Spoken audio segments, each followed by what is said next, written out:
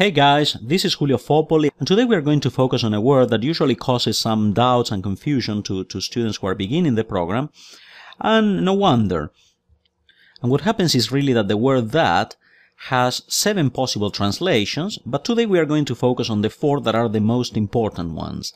So whereas we have one word in English, in Spanish we may have up to 7 different ways of translating the same word. In order to get started with this and to understand when to use one translation or the other, it's very important to understand the 2 main uses in English of the word that. One of the uses of this word is as an optional connector. For example, if I say, I know that you want to eat, I could also say, I know you want to eat. As you can see here, that is an optional connector. We can put it or not and nothing changes. Another example, do you think that I can win? But I could have also said, do you think I can win? And again, this is completely optional. If I put it or not, nothing will really change. And the second use is for pointing. For example, if I say, that girl is my daughter, I'm pointing at her, that girl is my daughter, I want to buy that. And as you can see, I'm pointing here. So as we can see, we have 2 main uses in English, and when that is an optional connector, we translate it as que. Now something important here. This is an optional connector in English, but it's mandatory in Spanish. So in Spanish we could not just avoid putting that. And that's one thing to bear in mind, because as in English it's optional, most students tend not to say it in cases in which in Spanish this is really required. For example, I know that you want to eat. Yo sé que quieres comer. Sé que quieres comer. Do you think that I can win? ¿Crees que puedo ganar?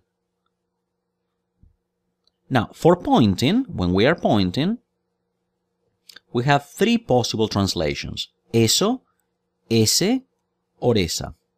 When do we use each? Well, let's have a look at that. When that appears in isolation, and by isolation I mean not followed by any noun, we translate it as eso, with an O at the end. I know that now. Sé eso ahora. Notice that the word now is not a noun, as we saw before. A noun is a person, a place, or a thing. In this case, now has to do with time, so it's not a noun. So really this appears in isolation or not followed by a noun. That's why we translated it as eso. Sé eso ahora. I like that. Again, it's not followed by any noun. Me gusta eso. The second use is when the word that is followed by a masculine noun, we translate it as ese. I have that book. We know that book is libro. Libro, it's a masculine noun. It ends in O as most masculine nouns. So for that reason, we say that book, ese libro. I like that restaurant. Me gusta ese restaurante.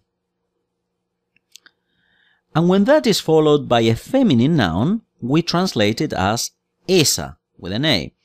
That school is big.